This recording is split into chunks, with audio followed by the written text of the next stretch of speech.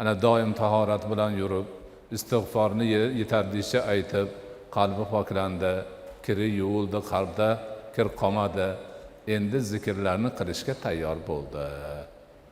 Ana o'shanda endi demak Naqshbandiya tariqatini mashoyixlari aytadiki, bu holda endi murid zikrni bardavom qilish kerak. Zikrni bardavom, ya'ni doimiy ravishda Allohning zikri bilan yurish kerak. Bunda bizning mashoyixlarimiz ana shu tahoratli bo'lgan holda Alloh, Alloh, Alloh deb qalbi bilan Allohni zikr qilib yurishni tavsiya qiladi.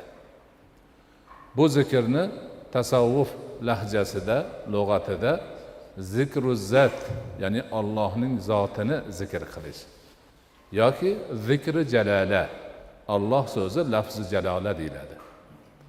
Ana doimiy ravishda Alloh, Alloh deb qalb Allohni yodlab tursin. Yursa-yu, tursa, o'tirsa doimiy ravishda. Uni bir yoriga yetganda keyin la ilaha illallohga o'tiladi. Buni nafi va isbat deyiladi. La ilaha degani hech qanday iloh yo'q, nafi qildik. Illalloh bitta isbatdagi Alloh bor xolos degani. Ana shuni ham inson doimiy ravishda har zamonda Alloh, Allohni, yana bir zamonda la ilaha illallohni qalbi bilan maxfiy zikr qilib yurishni odatga aylantirish kerak. Doimiy ravishda.